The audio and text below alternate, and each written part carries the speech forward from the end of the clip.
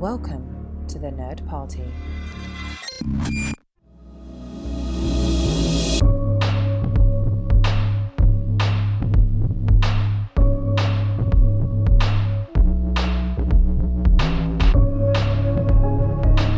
Welcome back to Houselights, the second entry, in fact, in the House of Fuqua.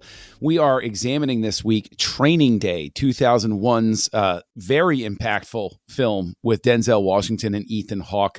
To explore this tale of police corruption on the LAPD, I will be your guide. You can call me Alonzo. That's my nickname for this episode. And we'll be joined along with our rookie ride-along, Tristan Riddell, and our drug lord in a bathrobe, Darren Moser. So, gentlemen, welcome to our discussion about Training Day. And this is a very, very culturally impactful film. This is a movie that absolutely has had an outsized footprint over time. It makes constant reference in all sorts of things. Everybody eventually saw it. We'll get to the box office later. But of course, our traditional question is, there are two traditional questions. And Tristan, I'll give them to you first because the second question is just for you, is where did you see it? When did you see it for the first time? And was it even technically possible for your father to have a Riddell cut of Training Day? It's funny that you asked that because I saw this movie when it came out on video when I was, because early 2000s is when I was in high school. And I was absolutely gobbling everything up that I possibly could. I was watching anything and everything. And I, wore out my membership card to Blockbuster. I was just renting, stacks of movies every weekend. And as soon as Training Day came out on video, I got it because I was not able to go see it in the theater. And I just was in awe of it. I was blown away. It felt so raw and real. And I know this is going to make me sound like a reviewer from the 2000s, but it's in your face. It's got a pulse. It's got its finger on the pulse of what's happening in Los Angeles. And Denzel was electric, and Ethan Hawke never gets enough credit for it. But yeah, I watched it and I immediately bought it. Like I rented it and then I bought it. And I loved it so much that I was like, Dad, you have to watch this with me. And I don't know why I was so brave or brazen. I don't know which one you want to call it, but because my dad's fine with violence, he's fine with language. He can't stand vulgarity. He just absolutely cannot stand vulgarity. And there are moments Draw the distinction for people at home. Oh, okay. Between language and vulgarity and stuff like that. Because some people, language, I think, lump that stuff together. Oh, okay. Well, I'm glad that you asked because, language would be okay. So, if you're doing, you turn on the TV and it has the rating on the top left of the screen, and it says language and suggestive dialogue. Language is the actual words like damn and S word, F word, calling someone a bastard or something like that. Like individual words, that's language. Suggestive dialogue kind of goes into the vulgarity character, category. Like when he's talking about, how Ethan Hawke sleeps with his wife, or if he had sex with his training officer, like the way that he talks about it, or the way that he talks about other people, where he degrades them, or where he puts them down, or he tries to dominate them and things like that. And those kind of instances, that kind of dialogue, my dad can't stand that. He has no use for it. No use for it. Okay. But fair. I felt like this movie, even though it contained that, it had enough value to set the scene. It's kind of like when you set a cop drama in Boston, you're going to have, they use the F word like a comma. Like if you were to make The Departed and it was a PG rating or a PG-13 rating for language, it just wouldn't be authentic in any way, shape, or form. And so when you're dealing with these kind of people, you have to have this kind of talk. And so I probably felt like that gave it a pass. And I'll always remember that my dad, I think, was most fascinated with the scene where Denzel tells Ethan Hawke to smoke the pipe. And he's in the middle of the intersection. My dad loved that scene. He thought it was absolutely crazy And he loved how when the guy's honking his horn at Denzel and Denzel just pulls a gun on him, and the guy in the car, he doesn't get scared. He doesn't, like get out of his car. He just kind of smiles, puts his hands up, and he's like, okay. Right. Yes. Yes. It's Los Angeles. It's not the first time that's happened to him. Yeah. He's had a gun pulled on him before. He knows what to do. That was the first and last time that my dad watched it. And I don't remember him being angry, but I also don't remember him saying that, like, oh my God, that was amazing. So that's where it lands. All right. So Darren, you're obviously much more comfortable with vulgarity than Tristan's dad was. And so what take us through the first time you saw this. Like, did you see this because of the reputation? Was it the marketing? Like, what was it that made you want to see Training Day the first time? So I was unsure. I couldn't recall if I'd seen this because it felt like the kind of film I would have seen with my, film studies, friends in college. But upon rewatching it, nothing was recognizable. So I think this was my first time really sitting down and watching it for all intents and purposes. So it was. I watched it on the biggest screen I could. Definitely made sure the kids weren't going to come in, and but yeah. So I think what I had to do was, because I think mentally mix this up with Man on Fire. So I had to mentally be like, no, this is this movie and this is how things are going.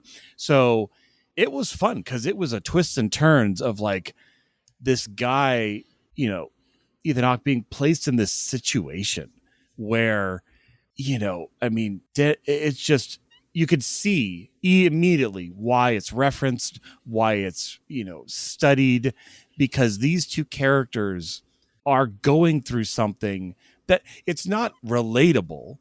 I don't watch it going, yeah, when I had my first day on the job, I really, wasn't sure if I was going to get in, except when I had to smoke the pipe that my boss handed me. No, that is not relatable.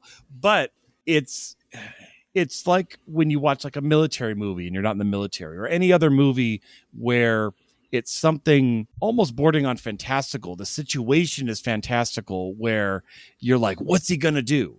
And that's the hook, not relatability, but more of, I don't know how I would get out of it, but I want this character to get out of it, but I don't see a way out of it.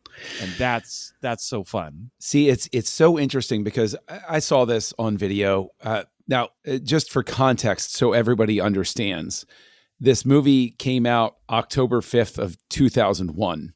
So it came out in the aftermath of a very significant world event that affected people in a very, very specific way. The film still managed to double its budget plus a little, so that's pretty good. All things being considered, there is always going to be a part of me that entertains the idea that this movie would have done even better numbers had the situation been different. Now, 104 or 105 million is pretty decent by 2001 standards, but it's not gangbusters. So I would have imagined in a different environment, because once this found its audience on video, much like the original Terminator, there was an audience for it. And so I think that that's why the movie persists in a lot of ways. And I think looking at it now, because it's been a long time since I've seen it, and I want to put this out there, Darren, I'll throw it back to you first. But you say, oh, I want this character to find his way out of it. And then you reference that very well done scene we all have now of smoke the pipe. If you want to be in, you got to smoke the pipe. You got to prove that you're part of this. And maybe it's just age, but now I look at it and I see that Faustian bargain. I mean, I think it's easier to just say, I'm getting out of the car and leaving because my career is not, who cares what the future is? And I think that's the benefit of age. I think Ethan Hawke's, he's a young rookie wanting to get in. That's a dilemma for a young age. That's not a dilemma for somebody who's no longer that young. Well, he's targeted, really. And that's what's most interesting about watching this or rewatching this is seeing, Denzel. I don't want to just call him Denzel the entire time. Alonzo. Alonzo. No. Denzel's one of those guys, one of those actors where you can just call him Denzel for the rest of the conversation. Well, you know who we're talking about. But he has this guy's number from the moment he gets in the car. Like, everything is planned. And I love the reveal later of, oh, that wasn't just a test of, oh yeah, if the drug dealer offers you something and you balk at it, you're going to get caught. It's like, no, now I'm holding this over you, so you're going to comply and become part of my team. And it's just the layers that are already in place. The only thing that, that Jake does off script is save the girl in the alley. And that's what saves him, because, Alonzo wasn't going to stop. He was just like, well, whatever. He didn't even see it. He was on his way to the next thing. That's what's really interesting, is that if you watch this movie a couple of times, you start to understand that the only reason why Jake is still alive is because he never listens to Alonzo. Where he jumped out of the car and saved that girl, even when Alonzo told him not to, and that's what saved him in the bathtub. He, Alonzo tells him, never go into this neighborhood alone. And at the end of the movie, he goes into that neighborhood alone to find Alonzo. And I know that there's one other thing that I can't think of right now. I should have wrote it down. But there was one other time that it was just, it was another area where, we're presented with Alonzo, who at first it's like, oh, this is the wise old sage. This is the guy who's been through it. He's seen a thing or two. He's grizzled. He's jaded, and he knows what the streets is. This is the way the world is. This is the way that the streets work. And so you want to pay attention to him. You want to listen to him, and then you start to realize, like, holy crap, no. I feel like Fuqua and David Ayer, who wrote it, is presenting Alonzo, and I'm not saying this lightly or even I'm not trying to cast this off. This is not a throwaway comment, but I feel like they're presenting him as the devil. Yes. And the Faustian bargain. Yeah. I'm so glad that you brought that up earlier, John, the Faustian bargain. It really feels like he is this satanic figure. And I'm not saying he goes back home and sacrifices babies and puts on horns.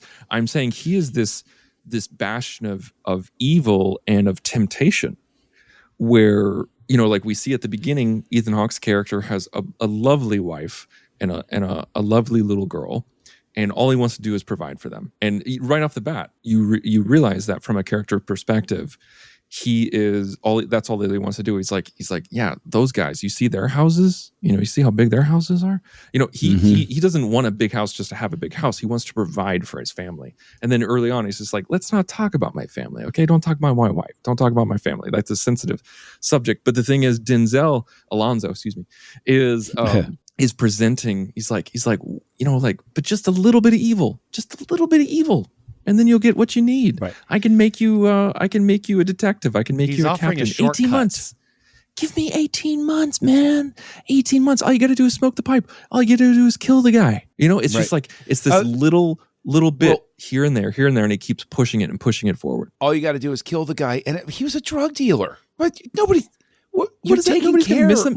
He gave drugs to kids, man. That he's a terrible person. He deserved, if it wasn't us that shot him, somebody else was going to. Like that you're absolutely right. It's that seductive sort of thing that doesn't really boil over until, Ethan Hawke really gets that lesson in there is no loyalty among the evil. And I think if anything, and this is the one thing I want to bring out about the way the movie goes is, and Tristan, I'll throw this to you first. Do you think that this is another one of those movies akin to Fight Club, where people fall in love with it and sometimes miss the meaning, the theme behind it, what's actually happening? Do you think people fall so in love with Denzel Washington's performance as Alonzo that they lose sight of the fact that Alonzo is a terrible person that you do not want? He has no wisdom. He offers nothing. He is an empty shell. He's a husk of a soul. He's an evil person.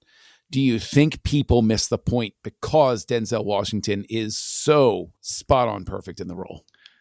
I think it's very possible. I'll give you one little tidbit. I had a boss, terrible person.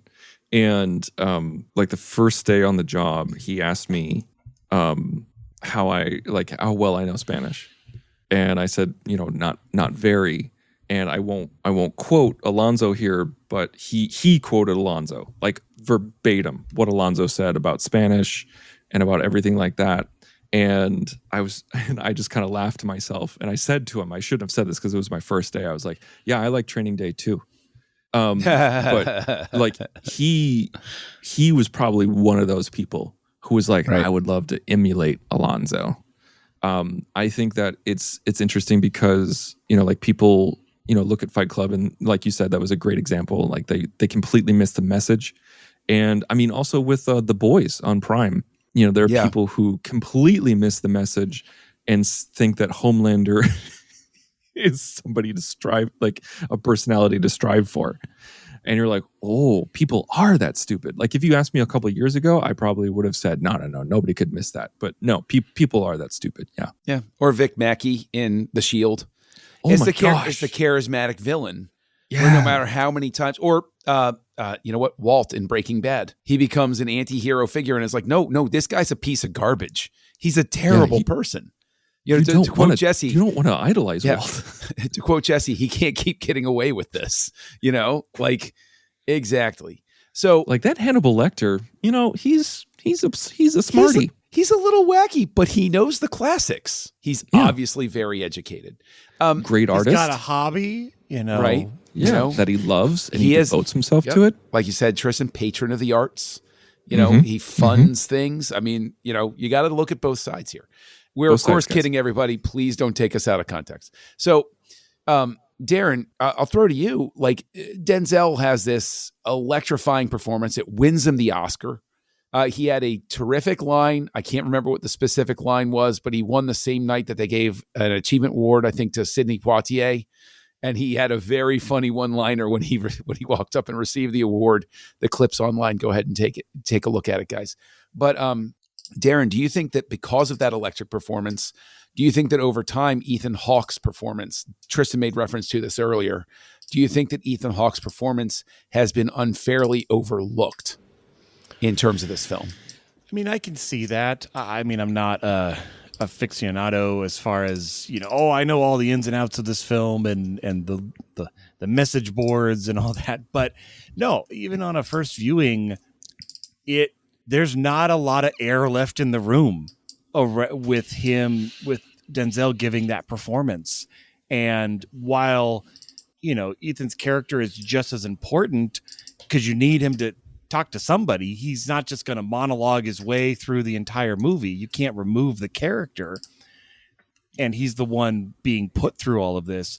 But it is not a 50-50, even close. So, I maybe on rewatch that'd be interesting to really dive into Ethan's performance. But even on the first viewing, towards the latter half, this is before he's kind of started to have the stone face of he's making the tough decisions. Kind of right where he's in the middle, he is giving quite a performance in someone who's trapped in a car in a situation, and it is starting to spiral even before the shotgun scene. Like, and I'm not talking about the bathtub. I'm talking about like when he's asked to shoot, and because that's really when the hammer drops. Gun reference intended. But and I love that when he takes the shotgun and puts it back on Alonso, and he's he like, says, "This is don't the second time dare. you've pulled a gun on me. There will not be a third." Like in that exact moment, they needed to give him a win. They needed him to have the upper hand in some fashion. Yeah, no, that moment is amazing, and honestly, it almost caught me off guard, Ethan being in this, because on again, not reading into it, not looking into it, as I usually try to go in cold for new movies. And I've seen Ethan a ton in a lot of movies we've covered here on Houselights. So I was like, oh, here we go again. And man, they are just the duo in this. Again, not to emulate Alonso at all, but yeah. So I can see Denzel winning for sure. And I would echo, like you said, John, give Ethan's viewing a second watch because it is good. It's just there's not enough air left in the room. And it's funny because Ethan Hawke has more screen time than Alonzo in this movie. Yeah. And it begins and ends with him at home. The beginning of the movie is him leaving home. The end of the movie is him coming back home.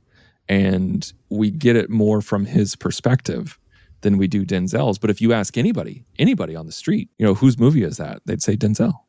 So, you mentioned the beginning and the ending, the framing. He leaves home, he comes back from home, which makes me immediately think to editing, because there is an alternate ending to this movie, which I thank whoever made the decision not to use it, that existed, which had the corrupt people that Alonzo was talking to at Jake's house.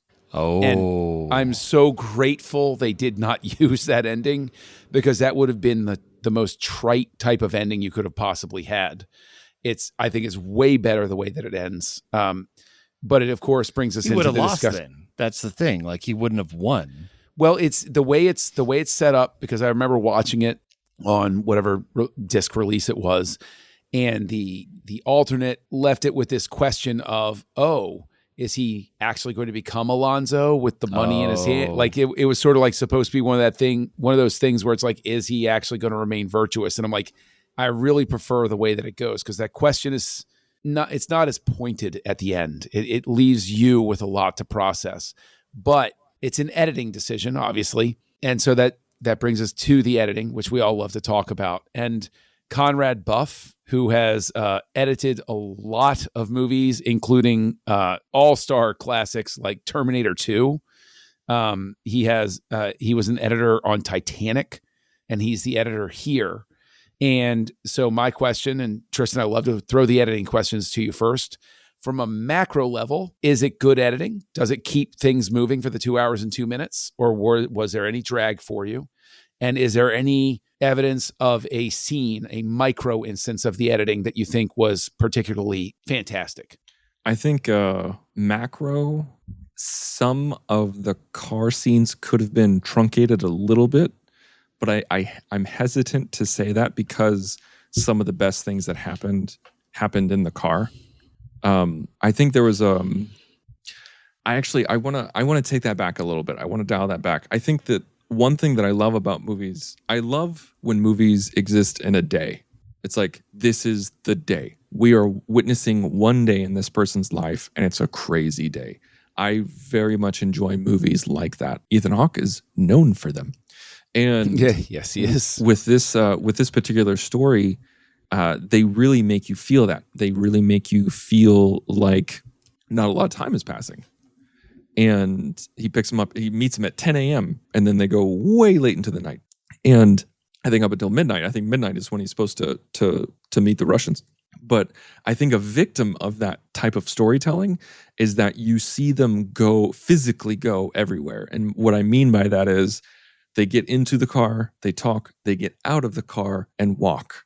They walk to the next location. They're at the location. They exit that location, walk to the car, get into the car, drive around a little bit, and then they get to the next location, get out of said car, walk to the next location. Like it shows every little bit of their day. Of course it's truncated because we're getting a 2-hour movie and it's, like 12 hours, 12-hour time, 14 hours, I guess I should say.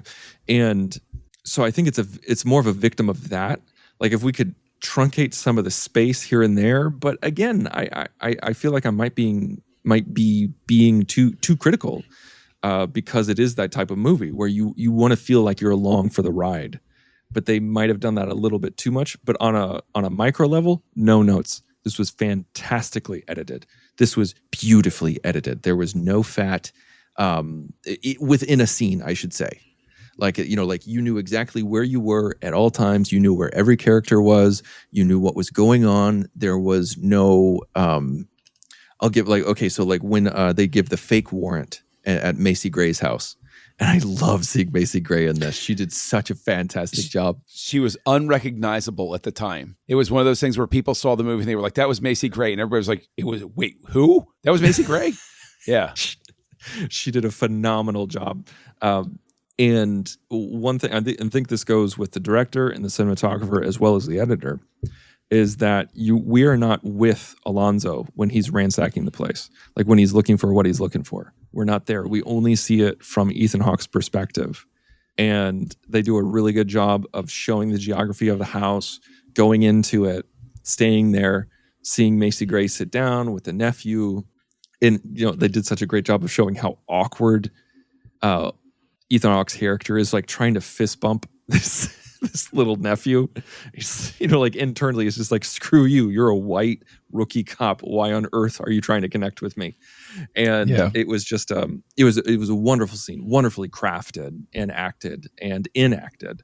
And this was a wonderfully edited film, wonderfully edited. And I don't know if he was nominated or what. See, but he should have been. He was not. I think that, and Darren, we'll go to you in a second, but from a micro level, what I love is there's a little bit of music video Antoine Fuqua that peeks out, and it is very specifically on the walk up the steps to the house where they have what we will later call the bathtub scene, where they go in and Denzel is, dropping him off and everything like that for what we later find out is the hit. And that walk up the steps is cut so specifically to the music that's building, that everybody's listening to.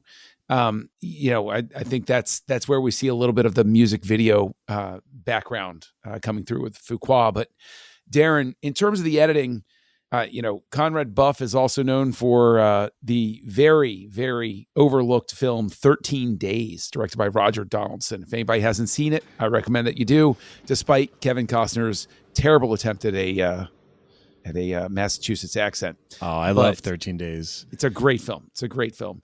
Any notes on the editing from you? Do you feel this dragged at any point? No, I really agree with what Tristan said. I love the fact that the world didn't exist outside the car. Like, we don't cut to other people. I don't know who the chief of police is. I don't know anything about that. It's just that microcosm of and he's got like lifters on his car. It is the least cop car I've ever seen of a cop car, which is hilarious. And no, it's great. And they also use the day in the fact of once it starts to get a little later and you see like the sunset's coming and everything gets more orange. You're like, oh, that's right. It's training day.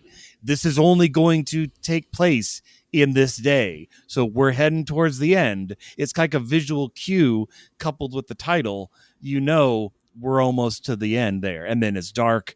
And again, echoing the walk-up scenes.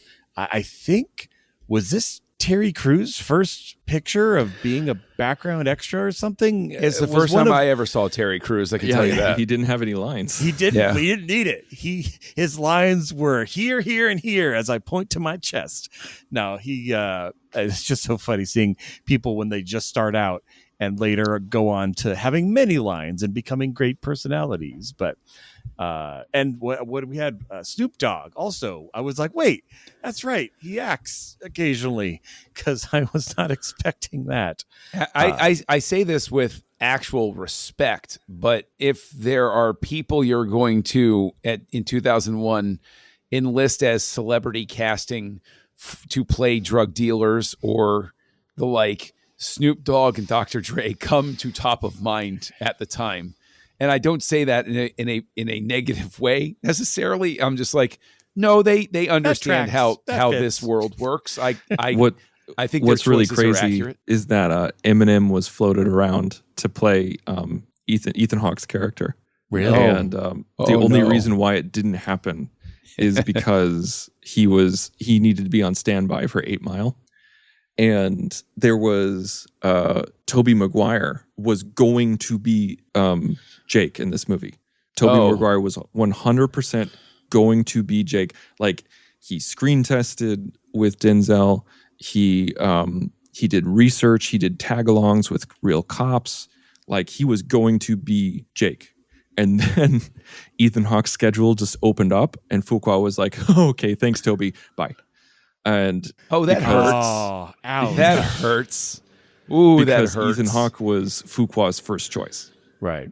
Okay, you number have the one. Job till you don't have the job. Number one, that hurts. Number two, not a bad decision. No. I'm not taking anything away from Tobey Maguire, Yeah. but I really think the reason I keep hitting on this idea that Ethan Hawke gets unfairly overlooked is we've covered him on the show. I'm a big fan of him overall. I think we all are. But to think that Ethan Hawke is this character and he's Jesse in the Before trilogy and he's, like you go through and it's one of those things where it's like he fits this role so well. His physicality, the way he looks, the way he moves is so right for it. I'd be very interested in an alternate universe sort of way to see Tobey Maguire in the movie. I would. But I have a real hard time seeing anybody but Hawke in this film. Anybody So but Hawke. Fuqua, he talked about Hawke and he said, quote, "There's something innocent about Ethan. He's such a nice guy, but there's something in his eyes that tells you he's seen something." Well, after a lifetime in Hollywood, I can imagine Ethan Hawke has seen things that he never wants to talk about again, most likely. But we talk about the editing. We've talked about the performances, obviously, for the two main characters, but there is the cinematography there, and this is shot by Mauro Fiore. If I mispronounce his name, I apologize.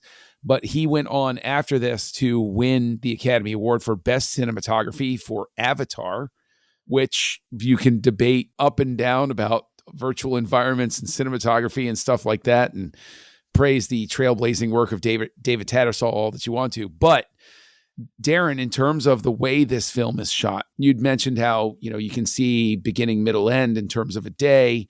Do you think that the way that it's shot is successful? Did it invest you in the movie? Did you believe in the surroundings? You're the one that's closer to LA than I am. There's no rain in this one. There's no constant rain in LA this time. It didn't take me out.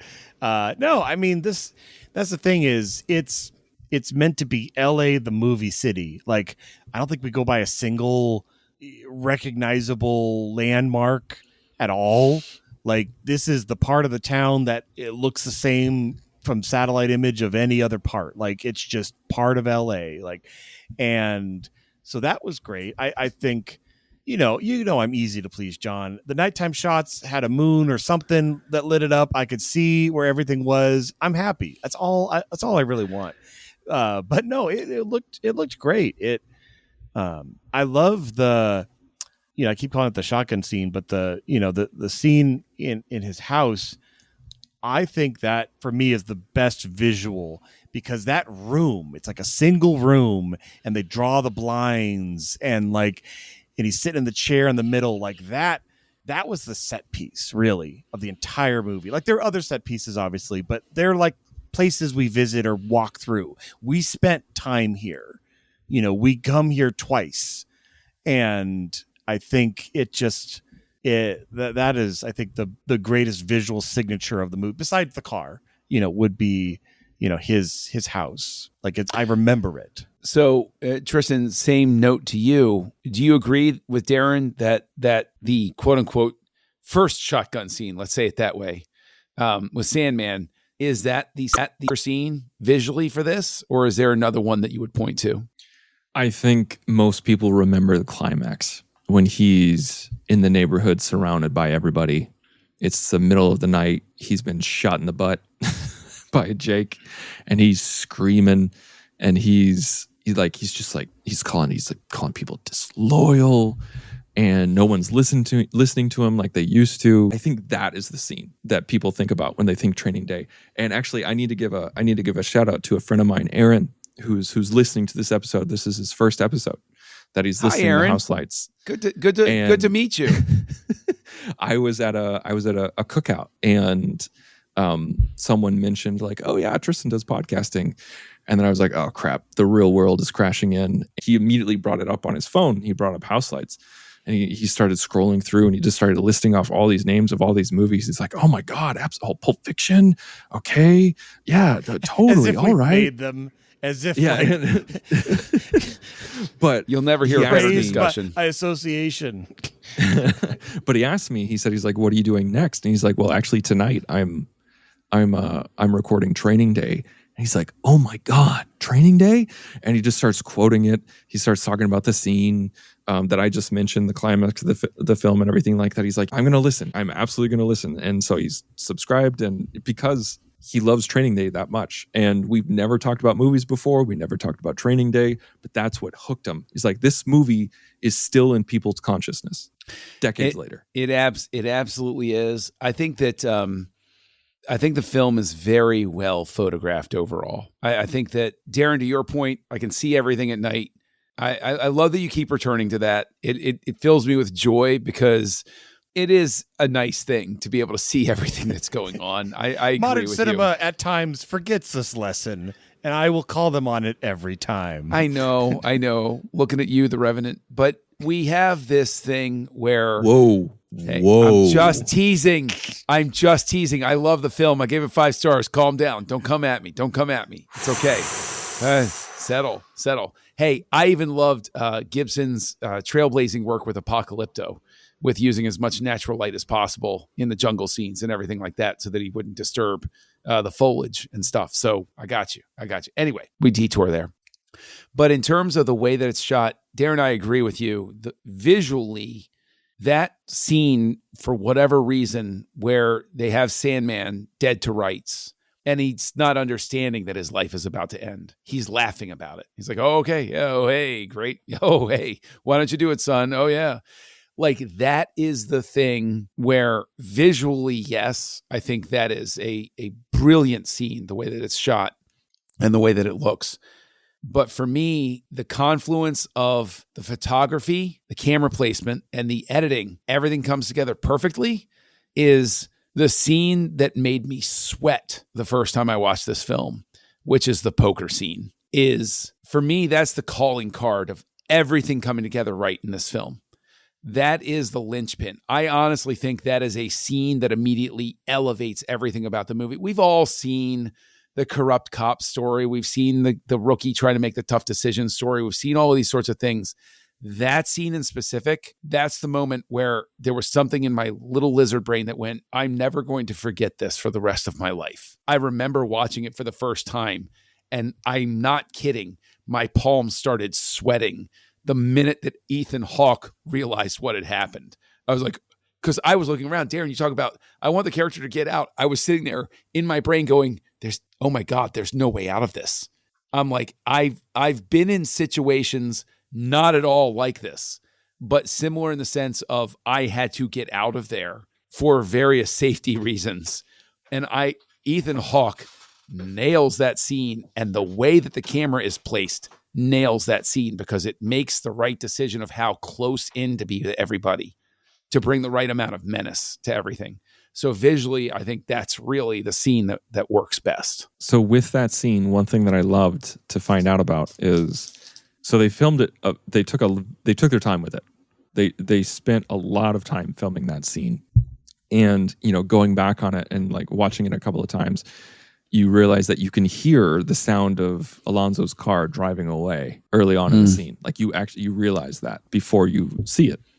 And also, one thing behind the scenes is that Ethan Hawke knew his lines, obviously, but he didn't know all of the other guys' lines. Fuqua kept it a secret, and he also didn't know what the other guys were going to do. So, like when Cliff Curtis takes his gun and then tosses it to Raymond Cruz, like he's about to give it to Ethan Hawke, but then he tosses it at the last second.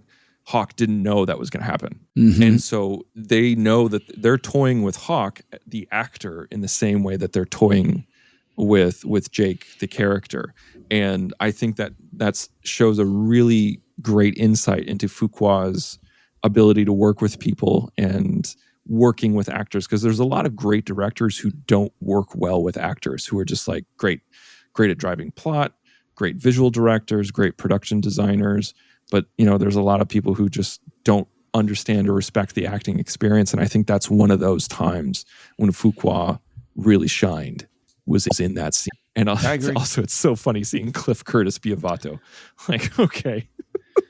Yeah, I think that there is... I think Cliff Curtis, though, really... There are moments, there are decisions, shots that they show of him where you see him looking at the phone, and especially the second time you watch the film, you're like, oh, wow. Because like you see that he's looking at the phone and he just got the go ahead. Okay, I'm driving off. Take care of it. And he's like, okay. And like you see him looking at Hawke, making the decision.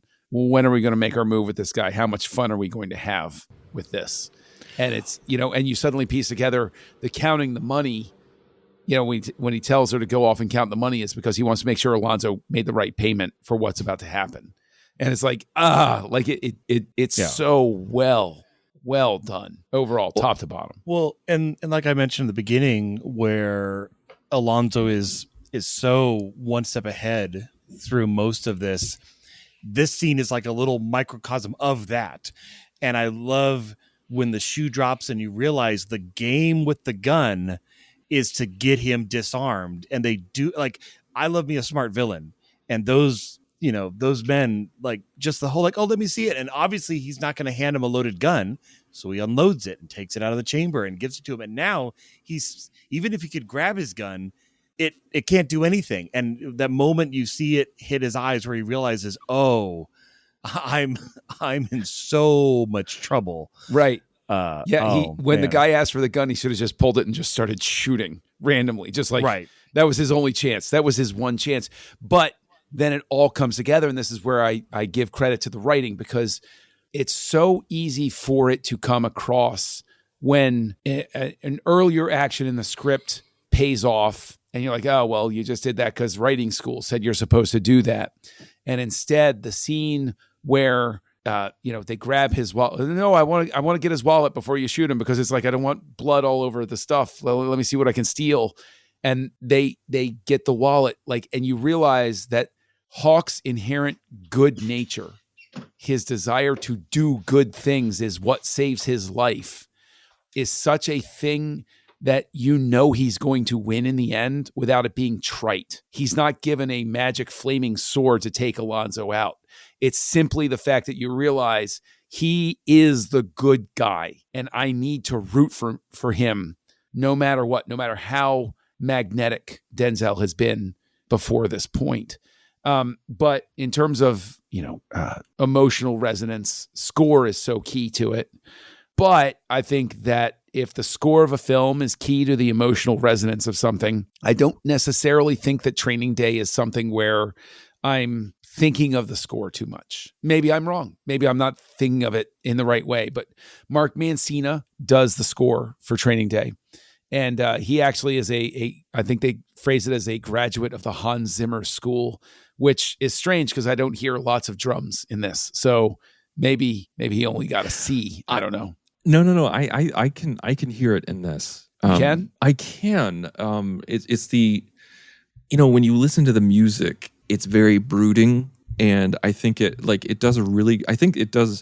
lot like the cinematography, where it doesn't insist upon itself, where it doesn't make you aware of itself very easily, but it's there because it does its job. Like you're unaware of it because it does its job. And with this music particular, it's very brooding. It has this really nice tension and unease to it, which is very much Zimmer later in life. I think later in his career, he gets really into the tension building and the uneasiness. I feel like it has a kind of a gritty atmosphere to it. It's really moody. And he also mixes in some hip hop elements here and there. And you don't really notice it, but it's there if you are paying attention for it. See, maybe that's the thing. Maybe it's too successful at blending in. It might be. It might be, because I had to really. This is not a score that like is in your face, but I had to really, really pay attention to just the score while watching it in preparation for this podcast, in order to get that opinion. That's fair. I mean, Darren, do you share that opinion that it's like if you isolate the score and actually pay attention to it, you understand what's happening, and I should just go back and sort of like try to get my head around it again?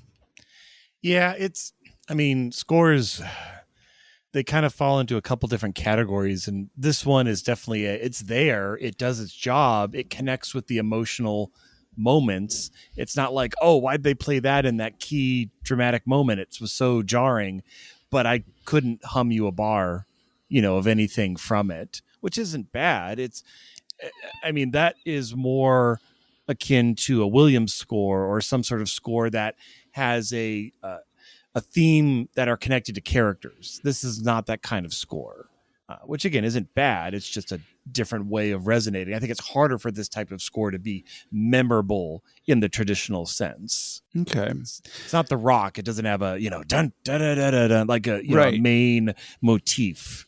Right. Okay. I mean, that's fair. I think that we talk about it from time to time where it's like sometimes the score blends in. And so it's not a score you listen to, but it's a score that actually elevates the work. And so maybe that's just a thing where my ear wasn't picking up on it because it was what the film needed, as opposed to, keep in mind that the vein in which I'm offering this, it's not like a John Williams score where it's like, oh, I'm going to run out and buy the soundtrack and listen to Jurassic Park all day. Like this isn't that type of thing. Although there are some absolutely prime choices of music on this soundtrack that are wonderful, wonderful works. But as we wrap this up, I gotta know, there was a prequel rumored to be in development, or might still be in development, for this, following a young Alonzo. And I have to know, Tristan, would you buy a ticket to go see Training Day, Day of the Riot, following a young Alonzo, where it starts 2 days before the Rodney King verdict in LA? Would you sign up to watch that? Or do you think Training Day is a movie that should just be left alone and let's not come back to it?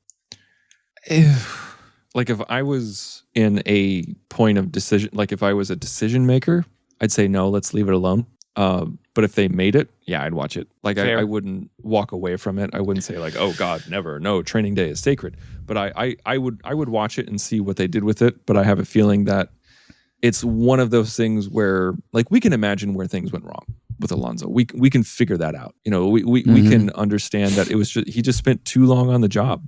He absolutely just spent too long on the job, and this might this is not a 1-to-1, and this is absolute hyperbole. So don't take this too crazy. But it's kind of like how you don't want to know the Joker's background.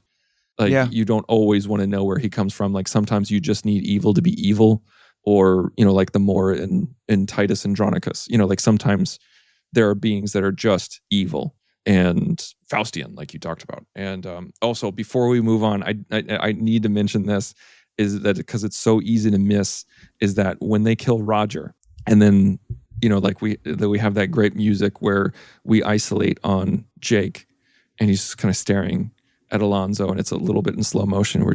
He's just trying to figure out what to do next. He's like, good Lord, how did I get myself into this? When Alonzo's in the car and he calls for Jake to come over and get into the car, he's staring Jake down. He is making eye contact with Jake. And Alonzo is on the phone and says, just make sure the bathtub's clean, okay? Yes, I caught that this time. Yes, it's an amazing, chilling moment. Chilling moment. It's just something that you completely miss. You're just like, okay, whatever the hell that means. And you don't always make that connection. But it's just like, that's one thing I really like about this movie, is that like when he says, he's like, this is chess, this is not checkers. Yeah. And you believe Alonzo because Denzel gives so much to it. Anyway, I just need to get that out. And that was one question I wanted to pose to either of you was, and maybe it's clear in the movie, but I was trying to think about it after the fact of, was Alonzo always planning to burn Jake? Or was there ever a moment when, if he had taken the shot, he would have come into the inner circle? Or was it really from the get-go he was set up as the fall guy? Like, I don't know. It feels like he doesn't do this often, bringing people into the circle. And it's like, why now? Why this? Because we know he has money troubles. He's trying to, he's on a deadline. He's got to get that money by tonight. I think that if Jake had pulled the trigger, Alonzo would not have set him up. I think and took the money. Oh yeah, taking the money is key.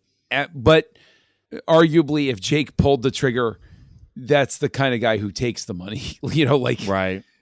Both of those tumblers line up to unlock that for sure. Okay. I'll throw out there that there is a movie. I don't recall it as a terrific movie, but it's a worthwhile movie. Also written by David Ayer, because we're talking about a Training Day prequel that's set 2 days before the LA riots about the Rodney King verdict. There is a David Ayer written movie starring Kurt Russell called Dark Blue that has to do with corrupt LAPD stuff going on in that time period. So I think that's worth checking out. Not a great film. I'm putting that qualifier all over it. But of course, it's a Kurt Russell movie, so of course I watched it. So, but it deals with that topic. Did you guys watch Training Day, the TV show? Goodness, no. I didn't know about it until I looked it up. But no, yeah, it's had Bill Paxton in it. I never watched it. I was one season, 13 episodes. I don't think it. Yeah, clicked. it was a mid-season replacement. The concept doesn't work. It just doesn't that's setting aside prequel and sequel considerations. A TV series space is just misguided at best. So, but all of that said, I think that we've had a lot of praise. So here, as we give our final thoughts, I'll give all of us a chance to offer any negative comments we might have about Training Day to alienate Tristan's friend who's listening for the first time. So I will toss this, to you first, Darren, because we love to pick on you. And this is your first viewing. Well, wait a minute. If it's the first viewing, you should go last, shouldn't you? Yes. Darren will go last because it's his first viewing. I'll go first because I'm going to be boring. 5-star movie. In terms of how it's written, it's a 4-star movie. It is elevated by the performances and I think the direction. This is a 5-star film. I've loved it since the moment I watched it. I consider it incredibly compelling. When I first started rewatching it, I was like, okay, I've only got an hour on a morning. I'm just going to watch half of this. I've seen it before. Couldn't stop. Just kept going through. It's a 5-star film for me. Tristan, you're next. 5 stars. This is one of the greats. Like, this is something that has really tapped in to the consciousness, and people will always remember this as one of Denzel's finest performances. And there's a reason why he won the Oscar. And this was a huge upset because everyone thought that Russell Crowe was going to win for A Beautiful Mind. And it was well-deserved. And even though Beautiful Mind is a good movie, Denzel absolutely deserved it this year. I think that Ethan Hawke was robbed because, Jim Broadbent is a fantastic actor. Don't want to take anything away from him. But the movie Iris, no one saw it and no one has seen it since. I'm sorry. But it did not tap into the cultural consciousness like Training Day. And I know you have to judge it on an individual basis, on individual performances, but this is one of those times when, and also Fuqua doesn't get enough credit. I agree. Because when a performer does a great job, that actor is fantastic. Yeah. And like it happened in a vacuum. Yeah. And if a good performer does a bad job, it's like terrible directing. And so they only get the negative, never the positive. And I wish that Fuqua was nominated for this one. I really do. It was such a wonderful job directing because he's the one who helped bring it all together. And Ayer's script was super solid. And I have enjoyed other things of his works and not everything, obviously, because there's been a few things where you're like, okay.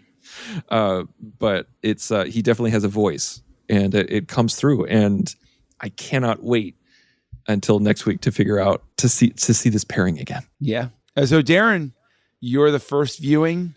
What is your rating of your first viewing of Training Day? Yeah, I wanted to check on Fuqua for a second because I know we jumped over Bait, which, 15 million box office. Yeah, that's a skip. But I wanted to see, okay, so this was really where it came together for him. Acting, directing, story, just boom, boom, boom, boom. It's a 5 for sure. I really enjoyed it. It's watchable. I want to look for the clues he placed in, like you said, is the bathtub clean? Things like that are woven throughout the story. Not that all movies have to have that, but when a director is that intentional, when a script is that tight, it's really a joy to watch again. And it happens far too infrequently for what we should be getting in cinema. So, and like you said, John, so 5 across the board.